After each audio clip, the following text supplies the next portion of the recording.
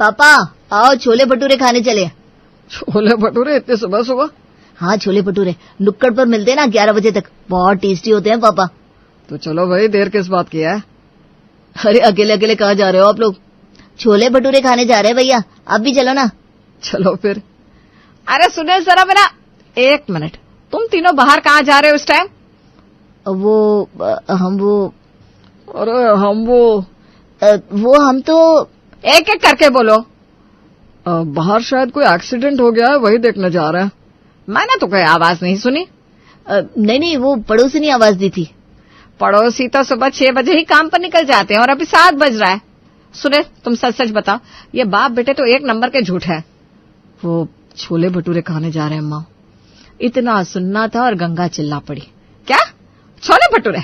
ये किसका आइडिया था? बोलो, जवाब दो। मेरा माँ। राजन, माना कि तुम घर के सबसे छोटे सदस्य हो, लेकिन कोई बच्चे नहीं हो जो तुमको इतना भी नहीं पता कि तुम्हारे पिताजी की सेहत के लिए छोले भटूरे कितने हानिकारक है, और तुम उन्हें सुबह सुबह छोले भटूरे खिलाने ले जा रहे हो। अरे इसमें इतनी बड़ी बात क्या हो गई? आप तो चुप रहो जी, जब तबीयत बिगड़ती है तब पता चलता है क्या बड़ी बात हुई। चलो फटाफट वापस सब लोग डाइनिंग टेबल पर बैठो, मैंने हेल्दी नाश्ता बनाया है, चुपचाप वो खाओ। Okay okay okay. वर्मा परिवार का मुखिया कहने के लिए तो मदन था, लेकिन उस घर की बॉस उसकी पत्नी गंगा ही थी, जो अपने पति मदन के साथ साथ अपने दोनों बेटों सुनील और राजन पर भी हुक्म चलाया करती थी। एक दिन जब गंगा रसोई में खड़ी खड़ी सब्जी काट रही थी, अचानक उसे कुछ याद आया। सुनील, अरे ओ सुनील, जरा आ तो बेटा, आलू की सब्जी में जरा नमक चख ले। मेरी जीभ का तो स्वाद ही बेकार हो गया है। लेकिन उधर से कोई जवाब नहीं आया। सुनील, सुन नहीं रहा क्या? कान में रुई ठूंस ली है? फिर भी सन्नाटा। गंगा ने चाकू टेबल पर पटका और तमतमाते हुए चल पड़ी सुनील के कमरे की ओर। कमरे का दरवाजा आधा खुला था। गंगा ने अंदर झांका तो जो देखा उस पर विश्वास करना मुश्किल था। सुनील पलंग पर बैठा था, हाथ में मोबाइल और चेहरे पर अजीब सी मुस्कान। वो किसी से फोन पर बात कर रहा था, और वो भी गुल्लू गुल्लू गुल्लू गुल्लू प्यार की बातें। निशा, मैं तुमसे शादी करूंगा, डोंट वरी। मुझे पता है मम्मी पापा को मनाना मुश्किल होगा, लेकिन मना लूंगा। तुमसे बहुत प्यार करता हूं मैं। गंगा के तो जैसे होश ही उड़ गए, उसके पैरों तले जमीन खिसक गई। वो गुस्से से भरी दरवाजे को धक्का देकर कमरे में घुसी। किससे बात कर रहा था ये? हाँ, किससे शादी करेगा तू? कौन है ये निशा? मम्मी आप कब आई? अब ये मत कहना कि ये मैं नाटक का रिहर्सल कर रहा था। बता कौन है वो लड़की? मम्मी, वो निशा नाम की एक लड़की है, मैं उससे बहुत प्यार करता हूँ, मैं उससे शादी करना चाहता हूँ। हमारे खानदान में कभी लव मैरिज नहीं हुई। ये कोई सिनेमा नहीं है जहाँ गाना गाते गाते शादी कर लो। कम से कम एक बार उससे मिल तो लो मम्मी, बस एक बार। अगर आपको पसंद नहीं आया तो मैं खुद पीछे हट जाऊंगा, बस, आई प्रॉमिस। गंगा कुछ बोलती उससे पहले ही पीछे से आवाज आई। क्या हुआ गंगा, इतनी आवाज क्यों आ रही है? क्या हुआ? पूछो अपने लाडले से। ये मोहब्बत के फूल खिला रहा है, कहता है लव मैरिज करेगा। क्या? अरे बेटा, कौन है वो लड़की? पापा, उसका नाम निशा है, बहुत ही समझदार, पढ़ी लिखी और सुलझी हुई लड़की है। मैं सच में उससे बहुत प्यार करता हूँ। गंगा, एक बार मिल लेते हैं लड़की से। सुनील कोई छोटा बच्चा नहीं है, अपने भले बुरे का अंदाजा लगा सकता है। गंगा कुछ देर चुप रही। उसके माथे पर चिंता की लकीरें साफ थी, लेकिन वो मां थी। बेटा हाथ जोड़कर खड़ा था तो पिघल ही गई। ठीक है, बुला लो उस निशा को, लेकिन याद रखना ये कोई गुड्डे गुड़ियों का खेल नहीं है। अगर मुझे जरा भी खटक गई वो लड़की तो मैं ये रिश्ता भूल जाऊंगी। ठीक है मां। अगले ही दिन सुनील ने निशा को घर बुला लिया। गंगा ने उसे देखते ही आंखें नचाई, जैसे कोई सेना का जनरल दुश्मन को मापता है, लेकिन निशा तो बिना डरे मुस्कुराते हुए आगे बढ़ी। नमस्ते आंटी। नमस्ते, बैठो। तो पढ़ाई कहाँ तक हुई है तुम्हारी? जी, मैंने MBA किया है। घर में कौन कौन है? मम्मी पापा है और छोटी बहन है, हम सब साथ में रहते हैं। और खाना बनाना आता है? जी हाँ, राजमा चावल मेरी स्पेशलिटी है। मुझे भी तीखा राजमा पसंद है। बिना पूछे बीच में मत बोला कर। पूरे 1 घंटे की पूछताछ के बाद भी निशा के चेहरे पर कोई शिकन नहीं थी, बल्कि उसकी मुस्कान और आत्मविश्वास ने गंगा का दिल जीत लिया। ठीक है, शादी की तैयारी करो। Thank you mummy. और कुछ ही महीनों में सुनील और निशा की शादी हो गई और निशा वर्मा परिवार की बहू बनकर आ गई। फिर आई नई सुबह, नया सवेरा। ठीक 8 बजे रसोई में चाय चढ़ चुकी थी और साथ ही चढ़ चुका था गंगा का गुस्सा। बहू, बहू, घड़ी में 8 बज चुके, इतनी देर तक कौन सोता है भला? निशा करवट बदल रही थी कि दरवाजा धड़ाम से खुला और गंगा जी विजयी मुद्रा में प्रवेश कर गईं। बहू, ये कोई हॉलिडे रिसोर्ट नहीं है। 8 बजे उठ जाया करो। तुम इस घर की बहू हो, तुम्हारी जिम्मेदारी है सबका ख्याल रखना। जी मम्मी जी। जी मम्मी जी नहीं, अब सोकर क्या करोगी? चलो उठो, नाश्ता बनाओ, सबको टाइम से चाहिए। निशा जल्दी जल्दी बिस्तर से उठी। चेहरा तक धोने का वक्त नहीं मिला, सीधी भागी रसोई की ओर। उफ, एक दिन भी नहीं मिला चैन से। अभी कल ही तो शादी हुई है, 9 बजे तक तो सुला ही सकती थी, इतनी जल्दी कौन उठाता है। लेकिन फिर भी मुस्कान ओढ़े उससे झटपट पोहा, आलू पराठे और चाय बना दी और ट्रे लेकर डाइनिंग टेबल पर आई। अरे वाह बहू, ये तो बहुत बढ़िया लग रहा है। चलो आओ, साथ बैठो और नाश्ता करो। लगता है आज तो पेट पूजा अच्छी होगी। भाभी, ये तो रेस्टोरेंट वाला टेस्ट है यार। आखिर बीवी किसकी है? बहुत ध्यान रखना, हर दिन ऐसा ही स्वाद चाहिए। नाश्ता खत्म हुआ, सबने तारीफों के पुल बांधे और फिर राजन और सुनील ऑफिस के लिए निकल पड़े। उनके जाने के जरा ही देर बाद गंगा बोली, बहुत जरा वॉशिंग मशीन में कपड़े डाल दो और सबके कपड़े अच्छे से धो देना। मैं क्यों सबके कपड़े धोऊं? कोई मेड भी तो रख सकते हैं। मेरा जब मन होगा तब धोऊंगी। क्या हुआ, कहाँ खो गई? नहीं कुछ नहीं मम्मी जी। लेकिन वो सिर्फ सोच पाई, कहने की हिम्मत नहीं हुई। उसने चुपचाप कपड़े उठाए और धोने लगी। और हाँ, बर्तन भी धो देना, सुबह वाले सब सिंक में पड़े हैं। जी मम्मी जी। निशा को अब गंगा का ये बॉसी नेचर भारी लगने लगा था। सारा दिन बस काम काम और काम। शाम हुई, रात हुई और डिनर के बाद सब अपने अपने कमरों में चले गए। रात के 11 बजे निशा अपने कमरे में अपने मोबाइल पर गाना सुन रही थी, साथ ही अपनी सहेली रुचि से बातें कर रही थी। अरे यार, ससुराल नहीं है, किसी ट्रेनिंग कैंप में आ गई हूँ। सुबह 8 बजे उठा दिया, फिर वॉशिंग मशीन, फिर बर्तन। अरे हर बात पर नियम, लाइट्स ऑफ हो जाने चाहिए। मतलब 11 बजे के बाद तो सांस भी ना लो। तू तो जैसे जेल में है यार, तूने तो कहा था तेरी सास बहुत मॉडर्न है। और तभी धीरे से दरवाजा खुला और वहां खड़ी थी गंगा, अपनी पूरी आक्रोश की मुद्रा में। बहू, क्या हो रहा है? घर की बातें बाहर वालों से, ये तमीज है तुम्हारी? अपने घर की इज्जत दूसरों के सामने उछाल रही हो। वो मम्मी जी, मैं बस कुछ नहीं। कोई मर्यादा है कि नहीं? रात के 11 बजे तक मोबाइल, बातें, हंसी मजाक और ऊपर से शिकायतें। क्या यही संस्कार लेकर आई हो? निशा चुपचाप खड़ी रही। उसका चेहरा उतर चुका था, आंखें नम हो चली थी। और सुन लो, इस घर के नियम सबके लिए बराबर है, चाहे तुम नई बहू हो या पुरानी। निशा कुछ नहीं बोल पाई। वो उदास मन से वापस बिस्तर पर बैठ गई। सुनील को सब बताया, लेकिन वो बस इतना ही कह पाया, मम्मी को तो तुम जानती हो ना यार, अब झगड़ा करने से क्या फायदा, थोड़ा एडजस्ट कर लो ना प्लीज। अरे लेकिन क्या, एडजस्ट कर लो यार, इतनी कोई बड़ी बात नहीं है ये।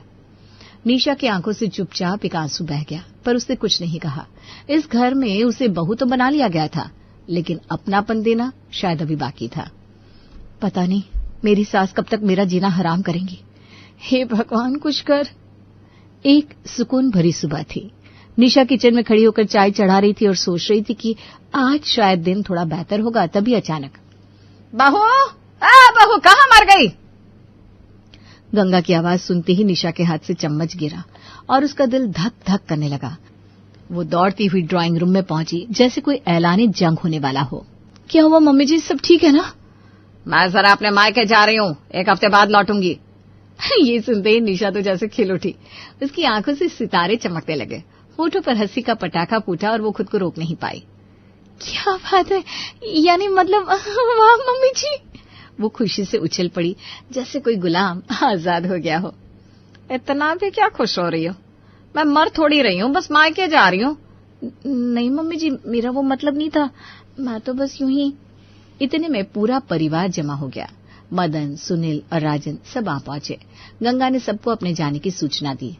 और हाँ सुनो सब लोग, सुनील की बुआ जी आ रही हैं, सरस्वती बुआ, 1 हफ्ता रहेंगी। जिनके भी जीवन में मसालों की कमी है ना, अब वो पूरा हो जाएगा। अरे वाह, मेरी बहन आ रही है। भाभी को पता नहीं है कि बुआ जी क्या बवाल है। अब ससुराल की असली तालीम शुरू होगी। थोड़ी देर में गंगा अपनी साड़ी समेटे बड़े शान से निकल गई। उनके जाते ही निशा को ऐसा लगा मानो जेल के दरवाजे खुल गए हो। वो ड्राइंग रूम से लेकर छत तक ऐसे घूम रही थी जैसे कोई रानी हो। कभी बाल खोलती, कभी तकिया फेंकती, कभी मोबाइल पर गाने लगाती। अब कोई टाइम की पाबंदी नहीं है, अब गाने भी गूंजेंगे और नाच भी। आज मैं ऊपर, आसमान नीचे, आज मैं आगे।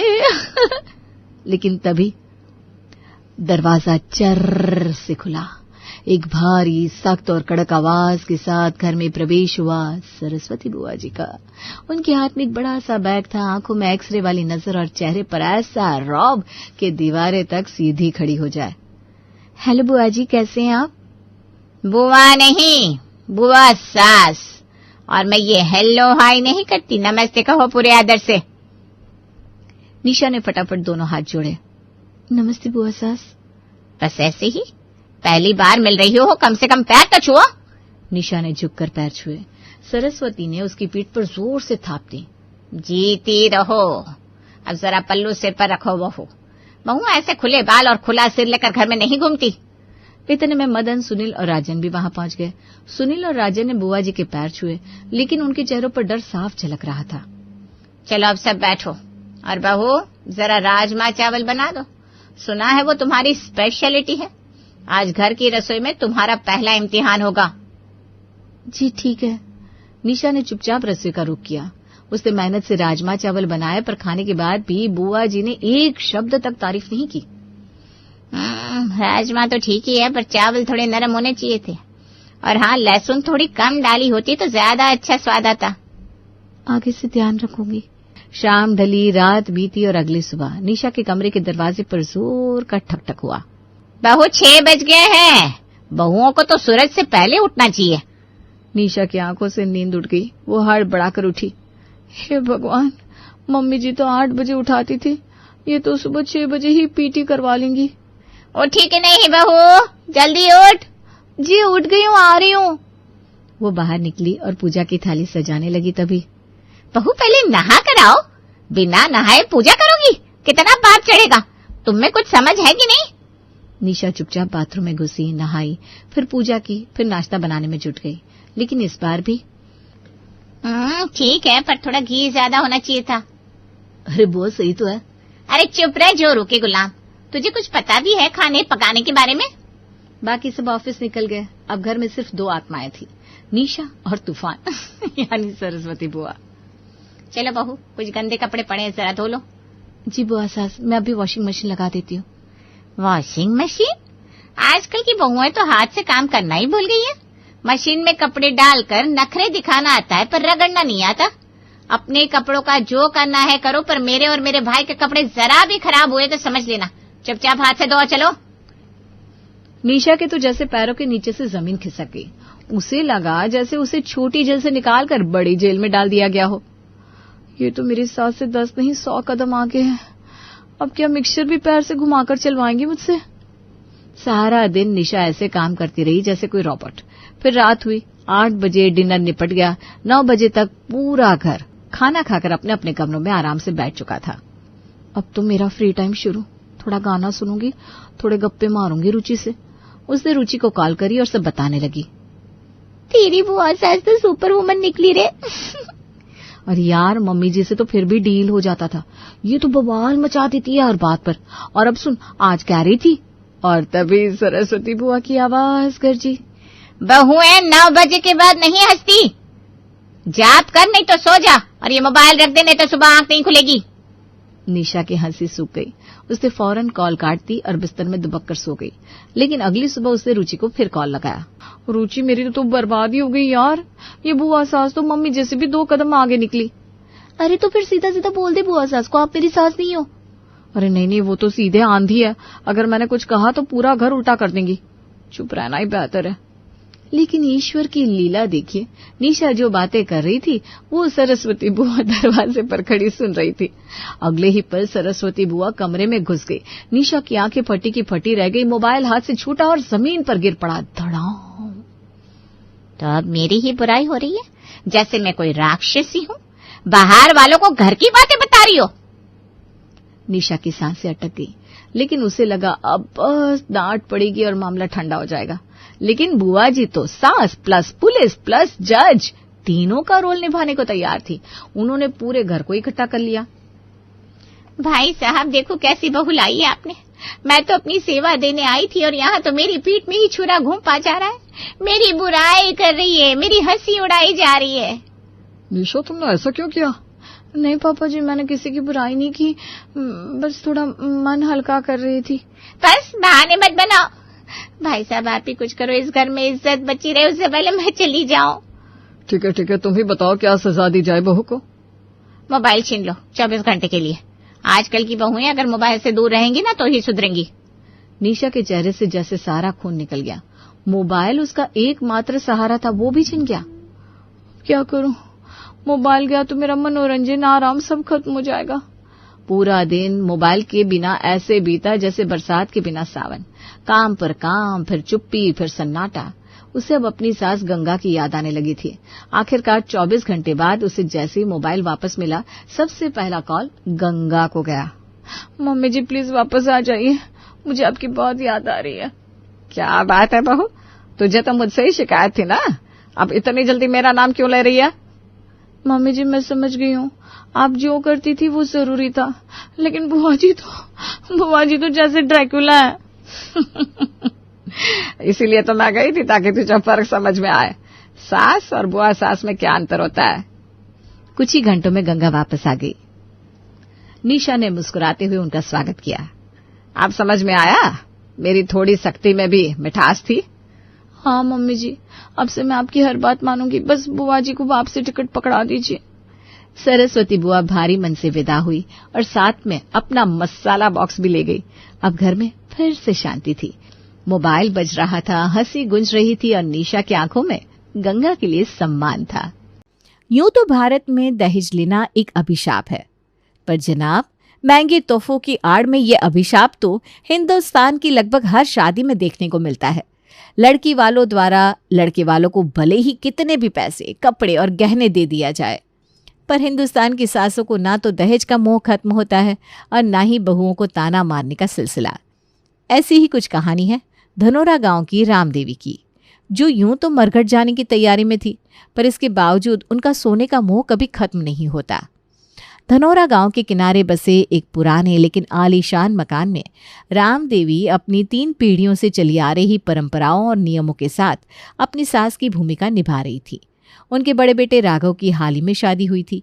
बड़ी बहू सविता शांत स्वभाव की थी, लेकिन साधारण परिवार से आई थी।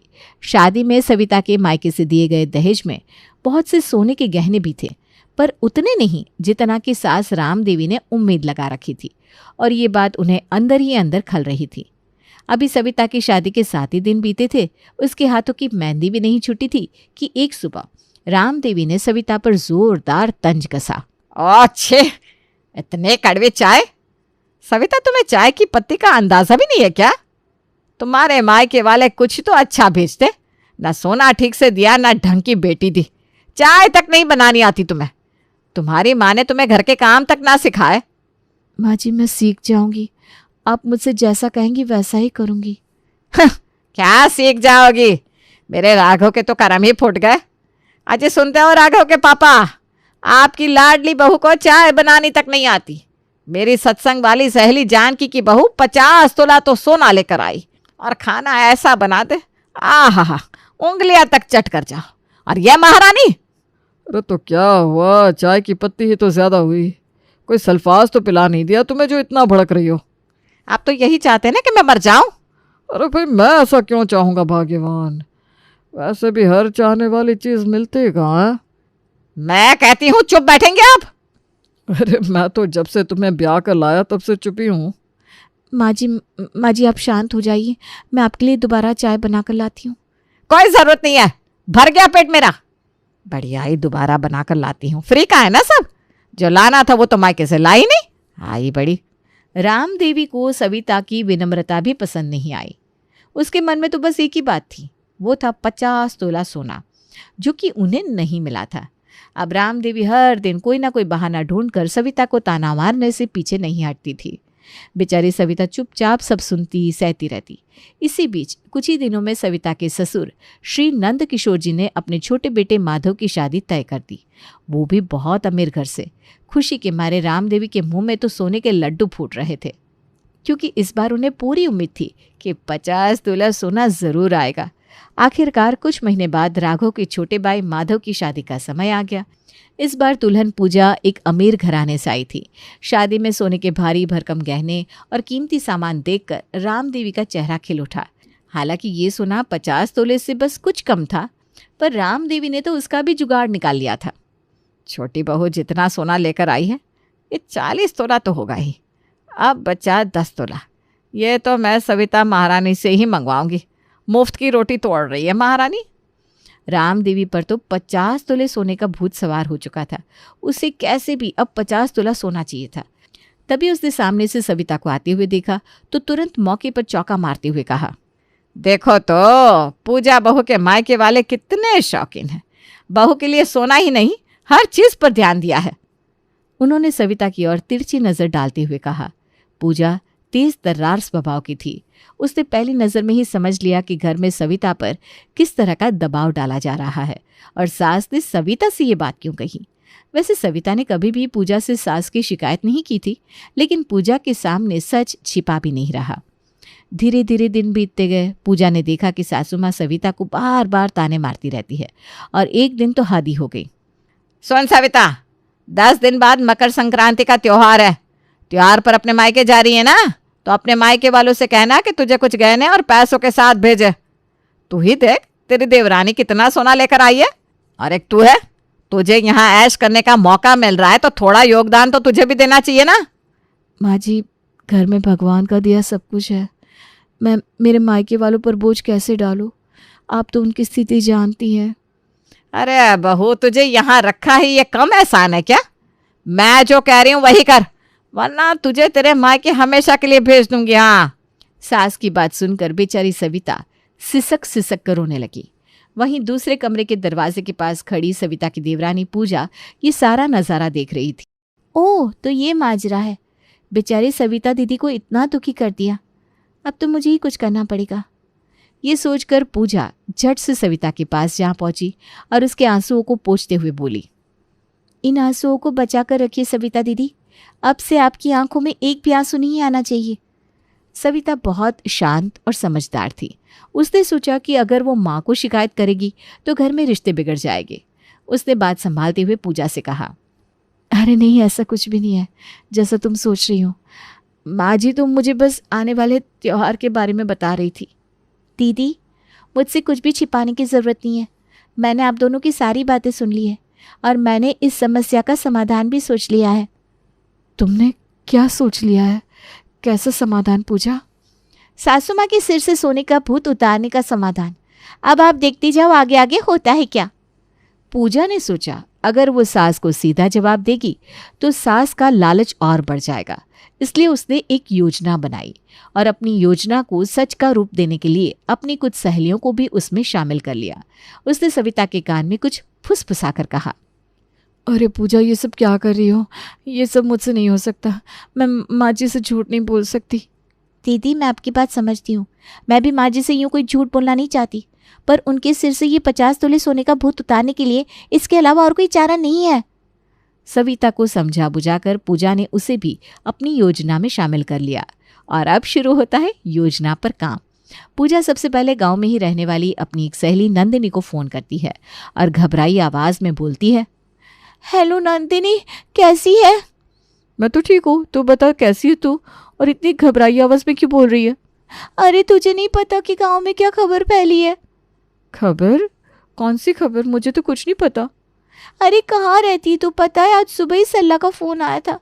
कह रही थी उसके गांव में किसी का श्राप लग गया है, और उस श्राप के अनुसार लोग कह रहे हैं जिनके घर में ना बहुत ज्यादा सोना जमा हुआ है उनके घर बहुत अपशगुन हो रहा है। अपशगुन? कैसा अपशगुन? सरला कह रही थी उसके गांव में सब लोग कह रहे हैं कि जो भी इंसान अपने पास ज्यादा सोना रख रहा है उसके बाल झड़ने लगे हैं, घर में दरिद्रता, और यहाँ तक कि घर की मुखिया का एक्सीडेंट तक हो रहा है। क्या बात करती है? क्या ये सच है? हाँ, मुझे तो यकीन ही नहीं हुआ जब मैंने ये बात सुनी, पर आज ऐसी कुछ बात मेरे घर में काम करने वाली बाई और मेरी जिठानी कर रही थी, तो मैंने सोचा तू मेरी सहेली है और हम एक ही गांव के हैं, तो मैं तुझे बता दूं। ये तो वाकई बहुत चिंताजनक बात है, पर अचानक ये सब कैसे? अब वो सब मुझे नहीं पता, पर लोग कह रहे हैं सोना अभिशाप है। बगल के किसी गांव में एक साधु श्राप दे गया है। साधु? कौन साधु? कैसा श्राप? अब ये सब मुझे कैसे पता यार, मैंने तो जो सुना था बता दिया, पर सच बताऊं मुझे ना बहुत डर लग रहा है। भगवान जाने क्या होगा, तू ख्याल रखना। हाँ। इतना कहकर पूजा ने मुस्कुराते हुए फोन काट दिया। उसका छोड़ा तीर बिल्कुल सही निशाने पर लगा। वो कहते ना, औरतों के पेट में कोई बात नहीं पचती। ऐसा ही हुआ। नंदिनी दौड़ी दौड़ी अपनी सास के पास गई और ये सारी बात अपनी सास को बताई। और अभी कहा ना, औरतों के पेट में बात कहाँ पचती। नंदिनी की सास ने अपने मोहल्ले की 2 औरतों से, 2 ने 4 से, 4 ने 8 से, सबको ये बात कह दी। उधर पूजा ने अपनी एक और सहेली की मदद से धनोरा गांव में रहने वाले उसके एक रिश्तेदार के घर फोन करवा दिया, ताकि किसी को ये शक ना हो कि इस बात की शुरुआत रामदेवी की बहू पूजा ने की थी। सब कुछ बिल्कुल वैसा ही हो रहा था जैसा कि पूजा ने सोचा था। रातों रात पूरे धनोरा गांव में सोने के श्राप की अफवाह फैल गई। हर कोई बहुत डर गया और जैसे ही ये बात पूजा की सास को पता चली, उसके तो हाथ पांव ही फूल गए। वो तुरंत दौड़ी दौड़ी पूजा के पास किचन में गई। अरे पूजा बहू, बहुत गजब हो गया भाई। अरे माँ जी क्या हुआ? आप इतनी घबराई हुई क्यों है? अरे पूजा बहू, गांव में सब कह रहे कि सोने का श्राप लग गया है अपने गांव में। जिसके पास भी ज्यादा सोना होगा उसके बाल झड़ने लगेंगे, उसके घर में दरिद्रता भूखमरी आ जाएगी। और तो और मुझे कहने में भी डर लग रहा है। लोग कह रहे हैं कि उसके घर की मुखिया का एक्सीडेंट भी हो सकता है। क्या माँ जी, ये सच है? हाँ भाई, ये सच है। फिर तो माँ जी अपने घर तो बहुत सोना है, कहीं उस श्राप के कारण अपने घर वो सब अपशगुन। अरे नहीं नहीं, ऐसा कुछ नहीं होगा। और तू सविता बहू, तू तो एक काम कर, मकर संक्रांति की जगह ना कल ही अपने मायके चली जा और सोना लेकर आ जा। पर माँ जी अब आप और सोने का क्या करेंगी? अभी तो आपने बताया कि जो ज्यादा सोना रख रहा है उसे श्राप लग रहा है, कहीं आपके भी बाल। अरे पूजा बहू, तू परेशान मत हो, मैंने इस समस्या का समाधान निकाल लिया है। जैसे ही कल सविता बहू अपने मायके से सोना लेकर आएगी, मैं सारा सोना बैंक में रखवा दूंगी, फिर हमारे घर में कुछ नहीं होगा। तो श्राप कैसा? अपनी बात कहकर रामदेवी किचन से चली गई। पूजा ने अपना माथा पकड़ लिया क्योंकि उसकी चाल उल्टी पड़ गई थी। अब क्या होगा पूजा? ये तो उल्टा ही हो गया। पहले तो मुझे 10 दिन बाद मायके जाकर सोना लाना था, पर अब तो कल ही। मेरे घर वाले इतनी जल्दी सोने का इंतजाम कैसे करेंगे? सविता की बात सुनकर पूजा ने 2 मिनट सोचा और फिर मुस्कुराकर बोली, आप कल कहीं नहीं जाओगी। पर अभी तुमने सुना ना। कुछ नहीं, आप अपनी देवरानी का कमाल देखती जाओ, अब शुरू होगा प्लान बी। पूजा की बात सुनकर सविता की टेंशन कुछ कम हुई। ध्यान दीजिएगा, कुछ कम हुई, पूरी नहीं। सास रामदेवी रात में सोने से पहले हमेशा अपने गले में पहनी सोने की चेन अपने सिरहाने रखे टेबल पर निकाल कर रख देती थी। उस रात भी ऐसा ही हुआ। रात में जब घर में सब गहरी नींद में सो गए, तब पूजा दबे पांव सास के कमरे में गई और उसने अपना काम कर दिया। अगली सुबह जैसे ही रामदेवी सोकर उठी और अपनी चेन पहनने चली तो उसके होश ही उड़ गए। वो तेजी से चिल्लाई। उसके चिल्लाने की आवाज़ सुनकर पूजा सविता भागी भागी सास के पास जा पहुंची। क्या हुआ माँ जी? अब चिल्लाई क्यों? अरे बहू, ये देखो मेरी चेन, ये कैसे खाली हो गई? दरअसल रात में पूजा जब चुपचाप सास के कमरे में जाती है, वो सास की चेन को उठाकर एक काले रंग के पेंट से रंग देती है। वो पेंट इतना शक्तिशाली था कि चाकू से खुरचने पर भी ना निकले। पूजा को मन ही मन हंसी आ रही थी, पर उसने दिखावा करते हुए कहा, माँ जी कहीं ये वो उस श्राप के कारण तो नहीं हुआ? वैसे भी हमारे घर मतलब आपके पास अच्छा खासा सोना है ना। पूजा की बात सुनकर रामदेवी का माथा ठनक गया। 2 पल के लिए वो भी सोच में पड़ गई। तभी उसने सविता पर नजर डाली तो देखा उसने नई साड़ी पहन रखी थी। अरे सविता, तू कहाँ चली सुबह सुबह सज धज कर? माँ जी वो आपने कहा था ना मायके से सोना। हाँ हाँ ठीक है ठीक है, अब पास ही में तो है तेरा गांव, कोई ट्रेन नहीं छूट रही। शाम तक चली जाना। जा पहले मेरे लिए चाय लेकर आ, टेंशन के मारे सिर दर्द से फटा जा रहा है। दोपहर होती है। रामदेवी के मन में सोने का श्राप का डर पूरी तरह बैठ चुका था। उसने सोचा क्यों ना घर का सारा सोना अभी बैंक में रखवा दिया जाए, फिर जब सविता कल तक सोना लेकर आएगी तो वो भी रखवा दिया जाएगा, क्योंकि अब वो कोई लापरवाही नहीं बरतना चाहती थी। उसने घर की तिजोरी खोली तो जैसे उसे 1480 वॉट का झटका लगा हो। सास ने देखा कि तिजोरी में रखे कई गहने रहस्यमय तरीके से काले हो गए हैं, और वहीं गहनों के पास ही राम देवी को एक कागज का टुकड़ा मिलता है। कागज? जितना ज्यादा रखोगे उतना ही कम रहोगे। इतना पढ़ते ही राम देवी जोरों से चिल्लाई। घर के सब लोग इकट्ठा हो गए। पूजा ने पिछली रात सोने की कॉइन्स की जगह कुछ काले पत्थर रख दिए थे और उसी के साथ ये चेतावनी लिखकर कागज का टुकड़ा रख दिया था। अब राम देवी को यही लगने लगा कि क्योंकि उनके घर पर ज्यादा सोना है, इसलिए श्राप के कारण ये सब हो रहा है। दुखी राम देवी मन भारी करके पूजा से कहती है, बहू, मैं क्या सोच रही थी, हमारा इतना सोना खराब हो चुका है, जो बचा है उसे हम अभी बैंक में रखवा देते हैं, कहीं ऐसा ना हो कि पूरा सोना खराब हो जाए। नहीं माँ जी, हमें ऐसा नहीं करना चाहिए, क्योंकि सोना तो हमारा ही है, श्राप तो हमारा पीछा छोड़ेगा नहीं। कहीं ऐसा ना हो कि हम बैंक में रखवा दें और वहाँ हमारा सोना खराब हो जाए। हाँ, बात तो तू ठीक कहती है, पर अब करे तो क्या करे। माँ जी, अब बुरा मत मानना, पर एक बात कहना चाहती हूँ। मैं महसूस कर रही हूँ जब से आपने सविता दीदी को उनके मायके से सोना लाने के लिए कहा है, तब से ही हमारे घर में ये सब कुछ हो रहा है। वो सोने का श्राप ना हमारे घर लग गया है। ये सुनकर अब सास राम देवी की घबराहट और बढ़ गई। उसने सविता को तिरछी नजर से देखा। सविता, तू एक काम कर, जाकर खाना बना ले, अभी घर पर कुछ ठीक नहीं हो रहा, तो कुछ दिन बाद मायके चली जाना सोना लेने। और हाँ, ये जो बाकी गए ना पूजा, कुछ तू और सविता कुछ तू अपनी अपनी अलमारी में रख लो। क्या पता मेरे पास एक साथ इतना ज़्यादा सोना है, इसलिए ऐसा हो रहा है। तूने अभी वो कागज़ पढ़ा ना पूजा बहू? जी माँ जी, पढ़ा। अब जैसा कहती हैं हम वैसा ही करते हैं। दोनों बहुएं मन ही मन मुस्कुराई और सोना लेकर अपने कमरे की ओर जाने लगी। तभी रामदेवी अचानक बोल उठी, सोना अच्छे से रखकर दोनों अलमारी की चाबियां मुझे दे जाना। हाँ जी माँ जी, जी माँ जी। इतना कहकर रामदेवी मन ही मन बड़बड़ाते हुए राहत की सांस लेती है। तभी सास रामदेवी की जीजी आती है। वो आती है और दिखावा करती है कि उनके पास सोना नहीं है, और फिर भी वो पड़ोस में सबसे खुश है। उनकी बातों से रामदेवी भी महसूस करती है कि जीजी को तो कोई तनाव ही नहीं है, वहीं उसके पास सब कुछ होते हुए भी वो इतने तनाव में जी रही है। सब कुछ पूजा के प्लान के हिसाब से हो रहा था। अगले दिन दोपहर के समय घर के दरवाजे पर एक साधु भिक्षा के लिए चिल्लाता है। सास रामदेवी उसे भिक्षा देने के लिए जाती है, और जैसे ही वो साधु रामदेवी को देखता है तो घर के अंदर चारों ओर तेज नजर दौड़ाता है। बाबा, अनाज लीजिए। अनर्थ, अनर्थ। क्या हुआ बाबा? क्या ऐसा अनर्थ? तुम्हारे परिवार की शांति खतरे में है। बहुत जल्दी बहुत कुछ बुरा होने वाला है, क्योंकि तुम सोने जैसी भौतिक चीजों पर ज्यादा ध्यान देती हो। क्या बुरा होने वाला है बाबा, और आपको ये सब कैसे पता? मुझे सब कुछ पता है, ये भी कि आगे क्या अनर्थ होने वाला है। बाबा, इस समस्या का समाधान बताइए। मेरे पति और बेटे शहर गए हुए हैं, मुझे बहुत घबराहट हो रही है। समाधान है बेटी। सोना दान करने या उससे लगाव छोड़ने से परिवार पर आने वाला खतरा टल सकता है, क्योंकि इस दुनिया में प्यार ही सबसे बड़ा धन है। अपनी बात कहकर साधु वहां से चला जाता है।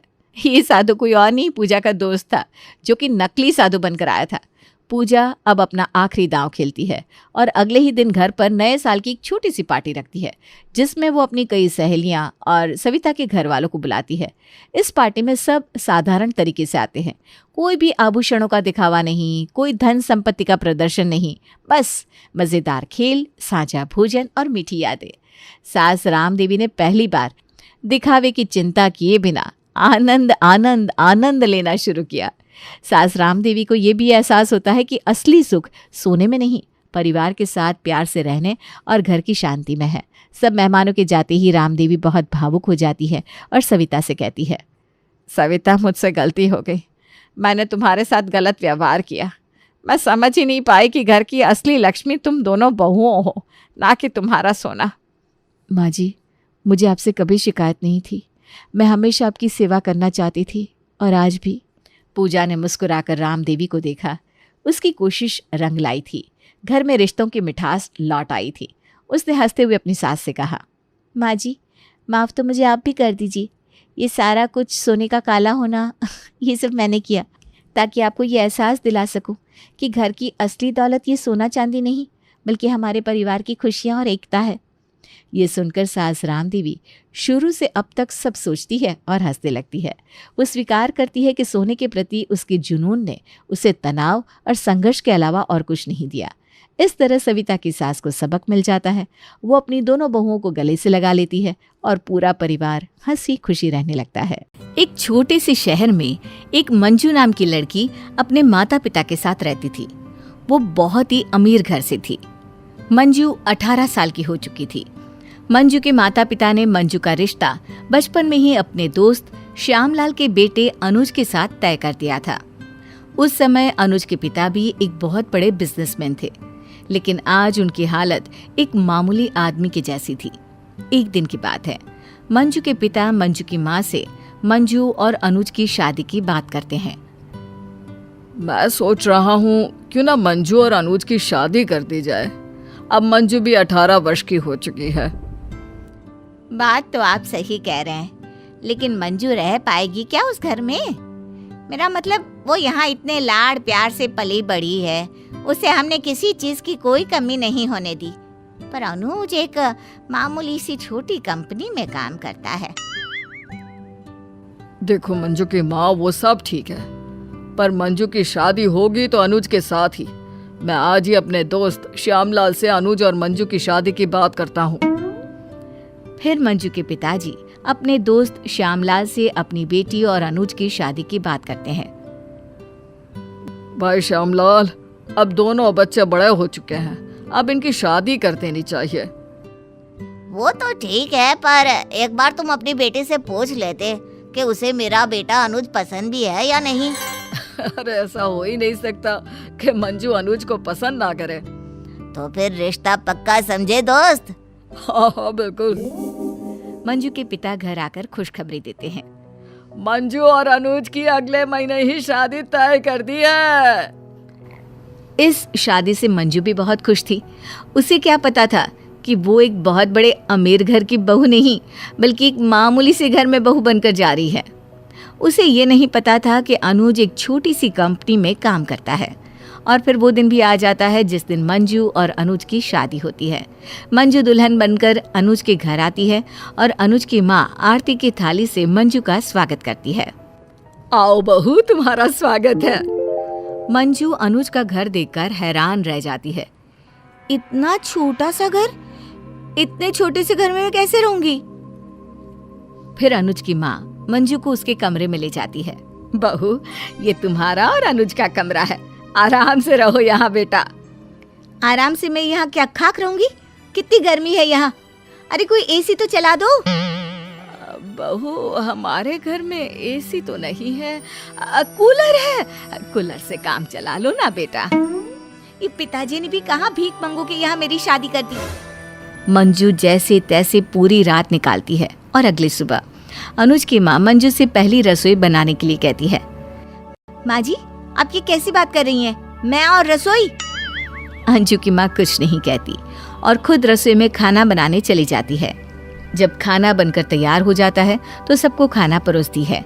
जैसे ही मंजू खाना खाती है, छी, कितना गंदा खाना है, मैं इसे नहीं खा सकती। मंजू ऑनलाइन अपना खाना ऑर्डर करती है और खुद अकेले ही खा लेती है। अगली सुबह अनुज सुबह जल्दी उठकर अपने ऑफिस चला गया था। घर में बहुत सारा काम पड़ा था तो अनुज की माँ मंजू से कहती है, बेटा इतना सारा काम पड़ा है घर में, तुम जरा रसोई में जाकर खाना बना लो ना। खाना? ये मेरे बस की बात नहीं है माँ जी, मैं खाना नहीं बना सकती। आप मुझे खाना बनाने के लिए कह रही हैं? अरे आप खुद क्यों नहीं बना लेती खाना? अच्छा ठीक है, तो फिर तुम कोई और काम कर लो। मुझे समझ भी नहीं आता आप मुझे काम करने के लिए क्यों कहती हैं? आप कोई काम वाली क्यों नहीं रख लेती? मंजू बेटा, अब तुम्हें तो पता ही है ना, अनुज एक छोटी कंपनी में काम करता है, उसे उतने पैसे नहीं मिलते कि हम एक काम वाली रख ले। ओह, तो आप लोगों ने मुझे काम वाली समझ लिया है। मंजू घर का कोई काम नहीं करती थी। उसे तो अपनी सास पर जरा भी दया नहीं आती थी। वो बेचारी सारा दिन काम करती रहती और मंजू आराम से बैठकर टीवी देखती रहती। फिर कुछ दिन ऐसे ही चलता रहता है। एक दिन अचानक अनुज की माँ की तबीयत खराब हो जाती है और घर का सारा काम यूं ही पड़ा रह जाता है। ये देख मंजू को बड़ा गुस्सा आता है। घर का कितना सारा काम पड़ा है। तभी मंजू की सास कमरे से आवाज लगाती है, मंजू, मंजू जरा एक गिलास पानी तो पिला दो। मंजू कमरे में जाकर देखती है कि उसकी सास पलंग पर लेटी हुई है। बहू, आज मेरी तबीयत कुछ ठीक नहीं है। आज घर का सारा काम तुम्हें ही करना पड़ेगा। मुझे तेज बुखार है, मुझे एक कप चाय बनाकर पिला दो। अच्छी खासी तो दिख रही हो, और क्या तुमने मुझे नौकरानी समझ रखा है जो मैं तुम्हें चाय बनाकर पिलाऊं? काम ना करने के लिए बहाना चाहिए और कुछ नहीं। फिर मंजू की सास तबीयत खराब होने के बावजूद भी उठकर घर का सारा काम करती है और मंजू के लिए खाना और चाय भी बना कर देती है। जब शाम को अनुज ऑफिस से घर आता है और अपनी माँ को बीमार हालत में घर का काम करते हुए देखता है। माँ, तुम्हारी तबीयत ठीक नहीं है तो तुम क्यों काम कर रही हो? अनुज की माँ कुछ नहीं कहती। अनुज सब समझ जाता है और मंजू पर बहुत गुस्सा होता है। तुम्हारे अंदर जरा भी लाज शर्म है भी या नहीं? तुम्हें दिखाई नहीं देता कि माँ कितनी बीमार है और तुम उनसे घर का काम कराए जा रही हो? अरे, अब तुम्हारी माँ बीमार है तो इसमें मैं क्या कर सकती हूँ? तुम्हारा कुछ नहीं हो सकता। अनुज जल्दी से अपनी माँ को डॉक्टर के पास लेकर जाता है।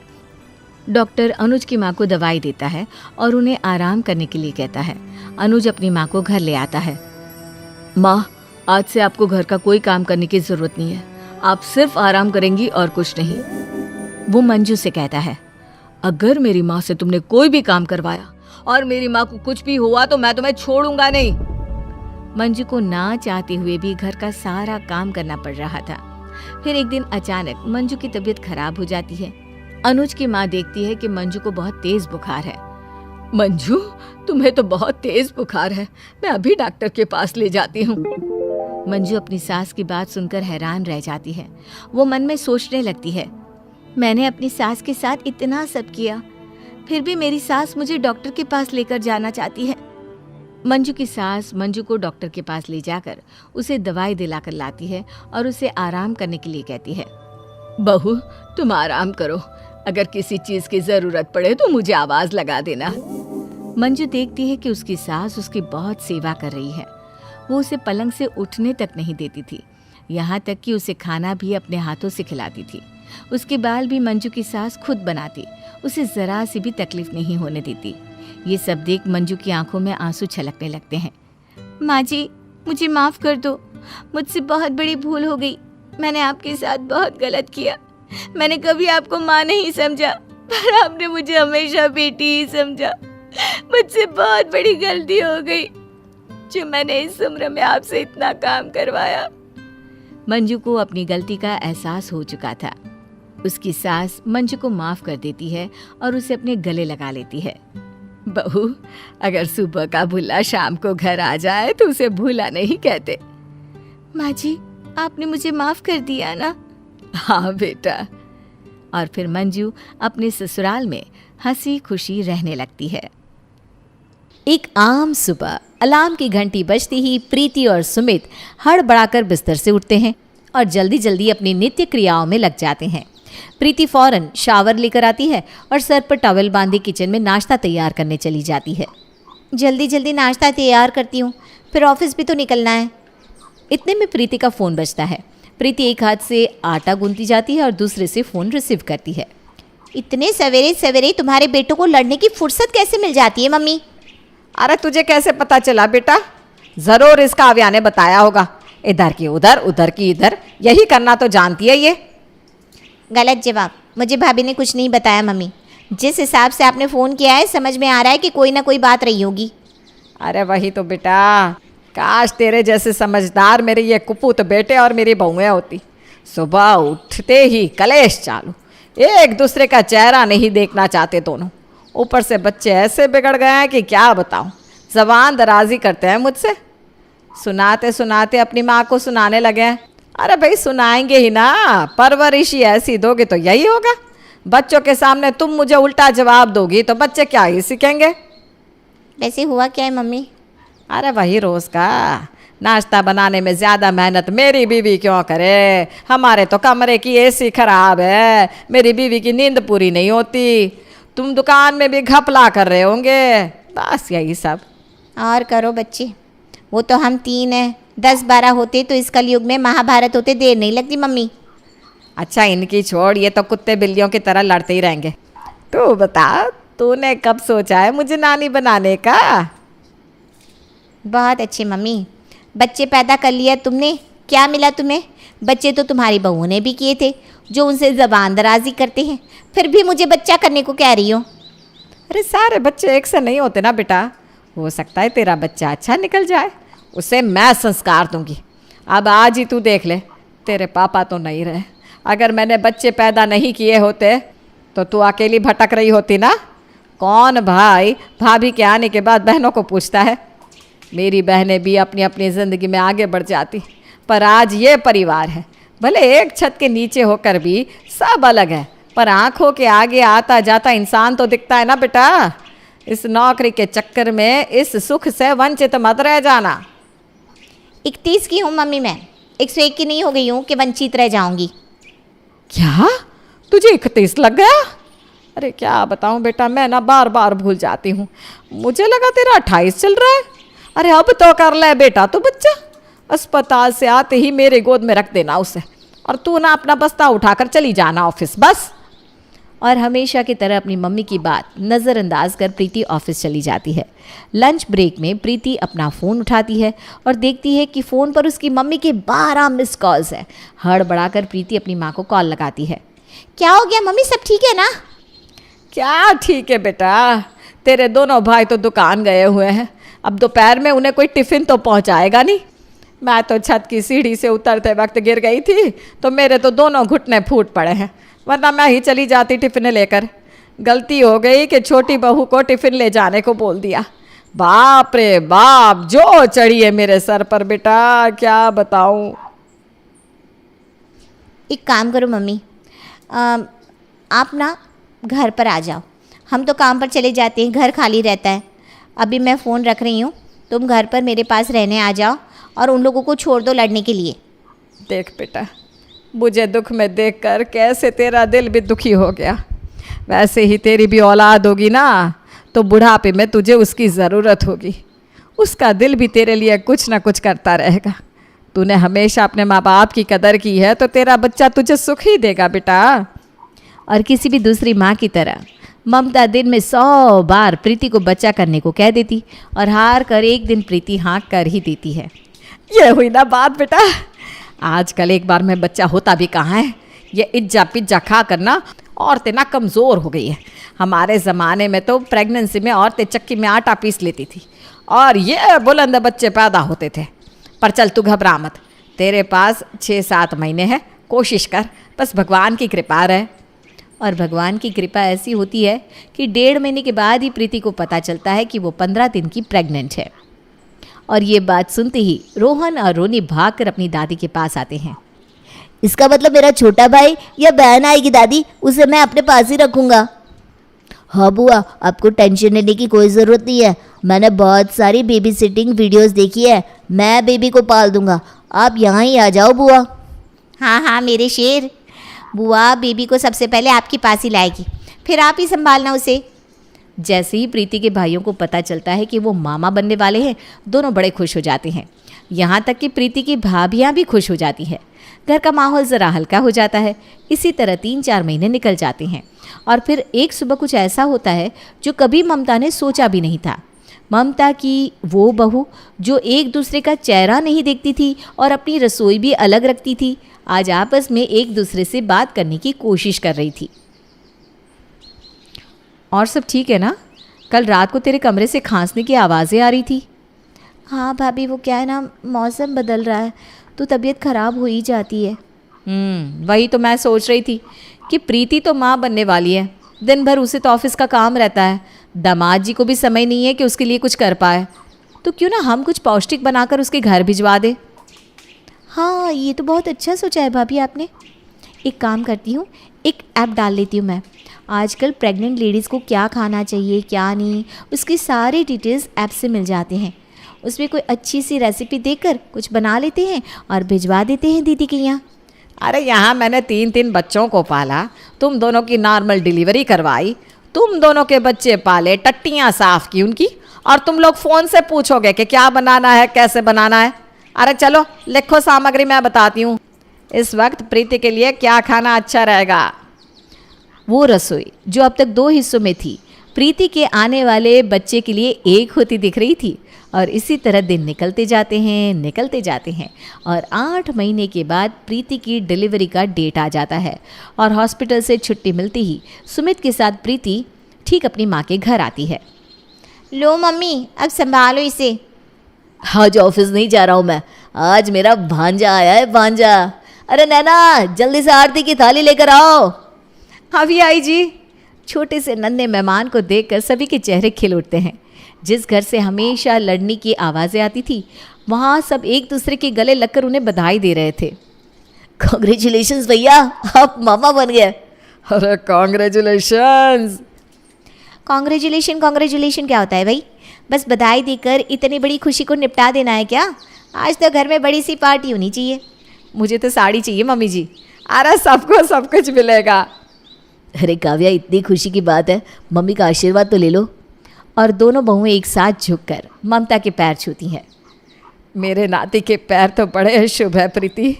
जो बहुएं मुझे हर बात पर ताने देती थी, आज मेरे पैर छू रही है। दीदी, आप मेरे कमरे में जाकर बैठिए ना, एसी ऑन है, रूम चिल्ड है। मैं और भाभी खाने की तैयारी कर लेते हैं। नो मम्मी, इतने छोटे से बच्चे को अभी एसी में नहीं रखना चाहिए। It's not good for his health. मैंने अपने कमरे को अच्छे से साफ कर लिया है। मुझे पता था कि बेबी आने वाला है। बुआ मेरे कमरे में रहेंगी। नहीं बेटा, अगर मैं और छोटा बेबी बेड पर सोएंगे तो फिर आपके लिए जगह कहाँ बचेगी? और रोनी भी तो है ना।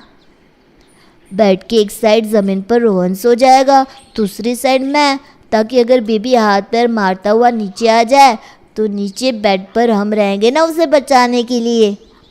जिन बच्चों का मन फ़ोन से हटता ही नहीं था, वो आज बहुत बड़ी बड़ी बातें कर रहे थे। और करते भी क्यों ना, जब खुद से छोटा कोई घर में आ जाता है तो छोटे से छोटा बच्चा भी खुद को बड़ा समझने लगता है। अगली सुबह प्रीति आराम से 10 बजे उठती है और क्या देखती है कि उसका बेटा उसके बगल में ही नहीं है। मम्मी, भाभी, बाबू कहाँ चला गया? हे भगवान, मेरी गलती है, मुझे ध्यान रखना चाहिए था। तभी दरवाजे से अपने भांजे को खिलाता हुआ राहुल अंदर आता है। तू तो सो रही थी, मेरा राजकुमार उठ गया था तो मैं इसे चुप कराने के लिए बाहर घुमा रहा था। भूख लग रही होगी, इसे दूध पिला दे। तभी कमरे में नैना आती है। हाँ भाई, सारा प्यार मामा ही करेंगे, मामी नहीं करेगी क्या? ये लो प्रीति दी, आप नाश्ता करो, तब तक मैं बाबू को संभालती हूँ। अच्छा बाबू। जैसे ही नैना बच्चे को गोदी में लेती है, वो पॉटी कर देता है। लगता है मामी का चेहरा इसे पसंद नहीं आया। अरे ये तो होता ही रहता है, मैं साफ़ कर देती हूँ। प्रीति दी तुम बैठो। और नैना अपने भांजे को साफ कर नहाने चली जाती है। इस तरह दिन भर सब प्रीति के बच्चे को खिलाते रहते हैं, कभी किसी की गोद में तो कभी किसी की गोद में घर का भांजा रहता। फिर एक सुबह ममता जब अपने कमरे से बाहर आती है तो उसे हॉल में भजन की आवाज़ आती है। ये सूरज कहाँ से निकला? जिस घर में राक्षस वास करते हैं वहाँ भजन कौन सुन रहा है? मैंने लगाया है भजन। वो क्या है ना दादी, बेबी अभी छोटा है। मैंने सुना है इस एज में बच्चा जो भी सुनता है वो उसको याद हो जाता है और बड़े होकर ना वो सब कुछ अच्छे से सीख जाता है। तो अब उसे पता होना चाहिए ना कि हमारा कल्चर क्या है। अरे वाह वाह वाह, मेरे बच्चे इधर आ। ममता रोनी के माथे को चूम लेती है। उसकी खुशी का ठिकाना नहीं रहता।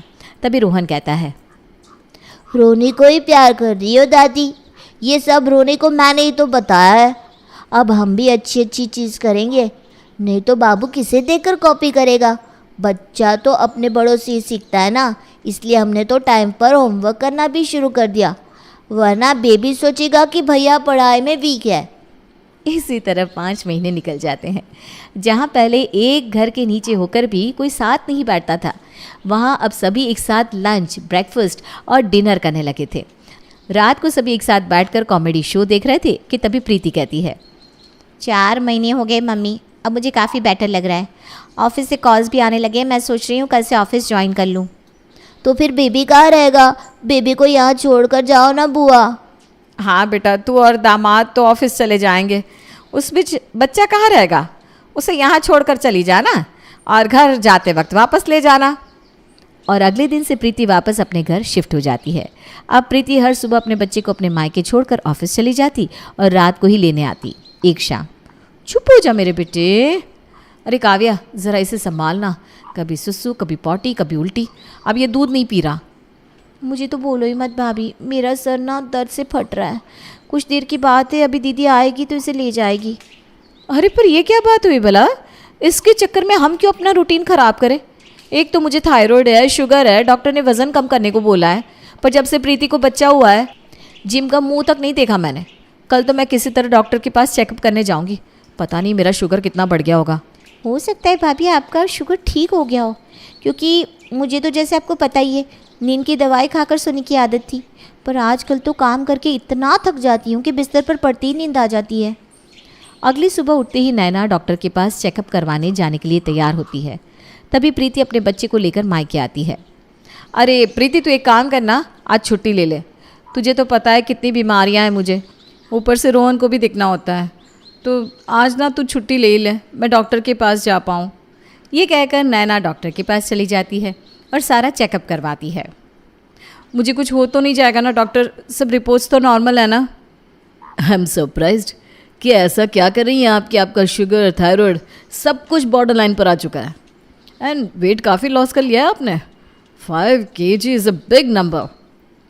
नैना घर आकर सभी को ये बात बताती है। विक्रम, भगवान की कृपा है जो ये दवाइयों का झंझट छूट गया मेरा। ये सब मेरे छोटे भांजे का कमाल है। जब से वो आया है मुझे भी हल्का हल्का सा महसूस होता है। आराम से कस्टमर डील कर पाता हूँ, किसी चीज़ की हेरा फेरी भी नहीं हो रही।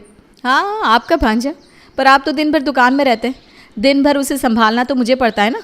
आप तो 2 मिनट खिला के चल देते हो। अब मैं प्रीति से बात कर लेती हूँ। हम क्यों उसके पीछे अपना रूटीन ख़राब करें भाई? हमारी भी प्राइवेसी है, हमारी भी ज़िंदगी है। जो हाल यहाँ नैना का था वहाँ काव्या का भी यही हाल था। एक गिलास पानी तो ला दो काव्या।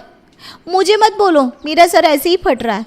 दिन भर दीदी के बच्चे को संभालो और फिर तुम अलग काम सर पर डाल देते हो। कल इस बारे में मैं दीदी से साफ साफ बात कर लूँगी। और अगली सुबह दोनों देवरानी जेठानी पहले ही तैयार रहती हैं और जैसे ही प्रीति अपने बच्चे को लेकर आती है दोनों उस पर टूट पड़ती है। बोलना तो नहीं चाहिए प्रीति, बच्चे ना दूसरों के भरोसे कभी नहीं पाले जाते। अपना बच्चा कभी किसी पर बोझ नहीं बनना चाहिए। या तो नौकरी छोड़ दो या फिर यहाँ बच्चा मत देने आओ। पर आप लोग तो मेरे अपने हैं ना। अरे बाबू बाबू करते रोहन और रोनी पढ़ भी नहीं पाते दीदी। ये सुनते ही अब तक चुप रहा सुमित कहता है, मेरा बच्चा किसी पर बोझ नहीं है भाभी, ये तो मेरी जान है। जिस दिन आप सबको पता चला था कि प्रिया प्रेग्नेंट है, आप सबकी हरकतों में बदलाव आने लगे थे और इस टूटे हुए परिवार को जोड़ने के लिए मेरी प्रीति ने अपने कलेजे का टुकड़ा आप सबको सौंप दिया। जो रोहन आप लोगों से बदतमीजी से बात करता था, वो आज आप लोगों की कदर करना सीख गया है। फ़ोन लेते भी नहीं दोनों अब। आपका शुगर कैसे ठीक हुआ भाभी? और आपकी नींद की प्रॉब्लम कैसे ठीक हुई काव्या भाभी? क्योंकि अब आप दोनों लड़कर स्ट्रेस नहीं लेती। पहले बस बाहर का खाना और चिल्लाना, अब इस घर में खाना बनता है। आप लोगों को मेहनत करनी पड़ती है। पहले आप ओबेस थी, अब फिट है, और ये सब कुछ मेरे बच्चे के कारण, प्रीति की कुर्बानी के कारण, वरना वो जॉब छोड़ना ही चाहती थी। बताओ बहू, तुम्हें वही घर चाहिए जहाँ रोज़ चीखे चिल्लाहट से सवेरा होता था, या फिर ऐसा? मुझे माफ़ कर दीजिए मम्मी जी, बहुत बड़ी भूल हो गई हमसे जो हमने दीदी को गलत समझा। हम हमेशा अपने बच्चों को ऐसे ही संस्कार देना चाहेंगे दीदी। और दामाद जी, इन सब में आपको भी बहुत परेशानी हुई, माफ़ कर दीजिएगा। हाँ दीदी, ये घर आपका ही है, जब मन करे आइए। अरे अब ये सब छोड़ो और सब साथ में बैठकर नाश्ता करो। पूरा परिवार एक साथ बैठकर अपनी पुरानी यादों को ताज़ा करने लगता है। मैं बाबू को तब तक घुमा देता हूँ, तुम नाश्ता कर लो प्रीति। और प्रीति का बेटा अपने मामा के ऊपर सुसु कर देता है। ओह, मैं तो इसे डायपर पहनाना ही भूल गई थी। लाइए भैया, मैं साफ़ कर देती हूँ। अरे करने दो मेहनत इन्हें भी, ये तो बड़े मामा है। प्रीति, लगता है मामा जी का मुंह पसंद नहीं आया बाबू को।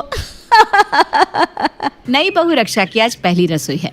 बहू रक्षा अपनी पाक कला के हुनर को दिखाने के लिए बड़े जतन से पिछले कई घंटों से रसोई में लगी हुई है। मैंने इतनी अच्छी अच्छी डिशेस बनाई हैं कि सब लोग बस अपनी उंगलियां ही चाटते रह जाएंगी। रक्षा के दिल की धड़कनें आज बिल्कुल वैसे ही तेज थी जैसे किसी परीक्षा के समय विद्यार्थी की हुआ करती है। रक्षा खाना टेबल पर लगा देती है और उत्सुक होकर सबकी प्रतिक्रिया जानने के लिए पास में ही खड़ी हो जाती है। अरे रक्षा, तुम भी बैठो ना, हमारे साथ लंच करो। नहीं नहीं, आप लोग खाइए ना, मैं सबको अपने हाथों से परोस कर खिलाऊंगी। रक्षा ने महसूस किया कि बाकी सब तो वाकई उसका बनाया हुआ खाना खुश होकर खा रहे हैं, लेकिन सासू माँ के माथे पर बल पड़ रहे हैं। मम्मी जी, क्या हुआ? खाना अच्छा नहीं लगा क्या आपको? खाने में मिर्ची ज्यादा है क्या? ठीक है, बस मेरे मन का नहीं है। पहली रसोई पर ही सास की ऐसी प्रतिक्रिया से रक्षा को दुख तो बहुत हुआ था, लेकिन फिर भी बहू का कर्तव्य तो यही है कि वो अपने गुणों से सास का मन जीत ले। ससुराल आने से पहले रक्षा की माँ ने उसे यही सिखाया था, इसलिए उसने सासू माँ की बात को दिल पर नहीं लगाया। अब हर रोज रक्षा जो भी बनाती, घर में बाकी लोग तो खुशी खुशी खा लेते, लेकिन सासू माँ के चेहरे पर कभी भी संतुष्टि नजर नहीं आती। कुछ दिन बीतने के बाद, मम्मी जी, मैं जो भी बनाती हूँ आप कभी भी खुशी खुशी नहीं खाती। आप बताइए ना, मेरे हाथ के खाने में क्या परेशानी है? बहू, परेशानी तो कुछ नहीं, लेकिन तेरे हाथ के खाने में मुझे स्वाद ही नहीं आता। मम्मी जी, आप ऐसा करिए, आज आप बनाकर मुझे खिलाइए, मैं भी तो खाकर देखूं आखिर ऐसा क्या है आपके हाथ में जो मेरे हाथ में नहीं है। मुझे पता तो चले आखिर आप कौन सा स्वाद ढूंढ रही हैं जो मैं आपके लिए बना नहीं पा रही हूँ। रक्षा की बात सुनकर कांता रसोई में जाकर सब्जी बनाने लगती है। बहू रक्षा भी एक तरफ खड़ी होकर सास को सब्जी बनाते हुए देख रही थी। वो देखती है कि कांता ने कोई स्पेशल रेसिपी तो फॉलो नहीं की, बल्कि उन्होंने तो बहुत ही सिंपल सी आलू टमाटर की सब्जी बनाई। सब्जी बनाने के बाद कांता रसोई से बाहर चली जाती है। कुछ देर बाद, ला बहू, खाना लगा दे, बहुत जोर की भूख लग गई है। रक्षा खाना टेबल पर लगा देती है। खाने का पहला कोर मुंह में डालते ही कांता का चेहरा खिल उठा था। आज आया है खाने में स्वाद। आज तू ना मेरे लिए एक और रोटी बना लेना, आज तो मैं जी भर के खाने वाली हूँ। पता नहीं ऐसा क्या स्पेशल है मम्मी जी की सब्जी में जो ये इतना खुश होकर खा रही हैं। रात को अपने कमरे में, रोहन, मुझे समझ में नहीं आता, मेरे हाथ के खाने से मम्मी जी को ऐसी क्या दिक्कत है कि वो कभी भी मेरा बनाया खाना खुशी से नहीं खाती। आज उन्होंने खुद बनाया तो देखो कैसे खुश होकर खा रही थी। अच्छा, ये बताओ आज क्या बना था? आलू मटर, एकदम सिंपल सी सब्जी बनाई मम्मी जी ने। और मैं रोज घंटों रसोई में खड़े होकर नई नई डिश बनाती हूँ, लेकिन उन्होंने अपने ही खाने की तारीफ की। मेरे हाथ के बनाए खाने की तरफ तो वो कभी मुस्कुराकर भी नहीं देखती। जब भी पूछो कैसा बनाया तो यही कहती है, मेरा खाने का मन नहीं बना। रक्षा, सच सच बताओ, तुम्हें वाकई समझ में नहीं आया कि आज के खाने में क्या अलग था? नहीं रोहन, मुझे नहीं समझ में आया, आप बताओ ना। रक्षा, मम्मी मटर की दीवानी है। मटर के सीजन में वो बस मटर खाकर ही खुश होती है। और तुम जब से आई हो, मिक्स वेज, दाल मखनी और पनीर टिक्का ऐसी ही डिशेस खाने को मिल रही है। हालांकि मैं और पापा तो बहुत खुश होकर तुम्हारे हाथ का बना खाना खाते हैं, क्योंकि रोज रोज मटर खाकर हम दोनों तो उब जाते हैं। लेकिन मम्मी की तो जान अटकी रहती है मटर में। जब से तुम आई हो हम बहुत खुश हैं, क्योंकि मम्मी को उनके मन का खाना नहीं मिल पा रहा, इसलिए उन्हें स्वाद नहीं आता। बस इसीलिए उनका मुंह खाना देखकर लटक जाता है। अरे तो पहले बताना चाहिए था ना कि उन्हें मटर पसंद है। और मम्मी जी भी मेरी सारी डिशेस को बस यही जवाब देती है, मज़ा नहीं आया। कभी ये नहीं कहती कि तुम मटर बनाया करो। चलो, जो हुआ सो हुआ। अब तुम देखो मैं कैसे मम्मी जी को खुश करती हूँ। अगले दिन सुबह, मम्मी जी नाश्ता तैयार है, अब जल्दी से डाइनिंग टेबल पर बैठ जाइए। अरे बहू, आज ऐसा क्या बना लिया तू ना जो इतना खुश होकर बुला रही है मुझे? मम्मी जी, आप सुनेंगी तो खुश हो जाएंगी। आज मैंने आपकी मनपसंद मटर की कचौरी बनाई है। अरे वाह, मुंह में पानी आ गया मेरे तो। बस तू जल्दी से ले आ। रक्षा बड़े प्यार से सास, कांता और बाकी के परिवार वालों को कचौड़ियाँ सर्व करती है। कचौड़ियाँ बहुत स्वादिष्ट बनी थी, इसलिए घर में सभी लोग बहुत खुश होकर खाते हैं। आज पहली बार मुझे लगा कि मेरे हाथ का खाना खाकर सभी लोग खुश हुए। मम्मी जी भी खुश लग रही थी। अब तो मैं प्रण लेती हूँ, मटर के सिवा और कुछ नहीं बनाऊंगी। शाम के समय, मम्मी जी, मैंने मटर पनीर बनाया है, अब जरा चेक कर बताओ ना कैसा बना है। अरे बेटा, तूने बनाया है तो अच्छा ही बना होगा। ला, तू बस खाना लगा दे। मटर का नाम सुनकर मुझसे रहा ही नहीं जाता। जी मम्मी जी, अभी लाई। मटर पनीर की सब्जी भी कांता वाह वाह करके चट कर जाती है। अब तो रक्षा ब्रेकफास्ट, लंच या डिनर हर बार खाने में मटर का कुछ न कुछ व्यंजन बनाकर परोसती। कभी मटर के पराठे तो कभी कचौड़ियाँ, कभी आलू मटर तो कभी पनीर मटर, कभी मटर की सूखी सब्जी तो कभी ग्रेवी वाले। लेकिन घुमा फिरा कर जब एक सप्ताह तक थाली में मटर ही आती रहती है तो घर में अब सभी के चेहरे मटर को देखकर उतरने लगते हैं। एक सप्ताह के बाद, अरे बहू, आज खाने में क्या बनाया है? पापा जी मटर मशरूम। ठीक है बेटा, ऐसा करना, मुझे तो तुम मशरूम ही देना, मटर अपनी सास की कटोरी में भर देना सारे। लेकिन पापा जी मशरूम तो बस मैंने जरा से ही डाले हैं, बाकी तो सारी मटर ही है। अच्छा ठीक है बेटा, ले आओ जो भी है, अब जो बना है खाना तो वही पड़ेगा। अच्छा बेटा, हो सके ना तो आज रात के लिए तुम कुछ और बना लेना, नहीं तो मेरा खाना मत बनाना। मुझसे ये रोज़ रोज़ मटर नहीं खाई जाती, इतनी गैस हो रही है कि क्या बताऊं।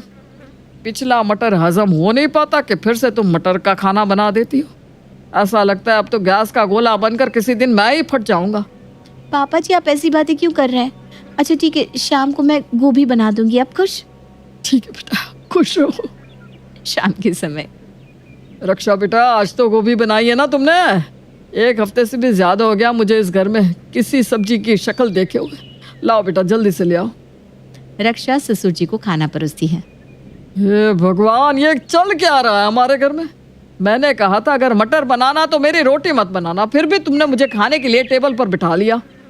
अरे पापा जी, आपने कहा था आलू गोभी की सब्जी बनाने को, देखो आलू गोभी बनाई है मैंने।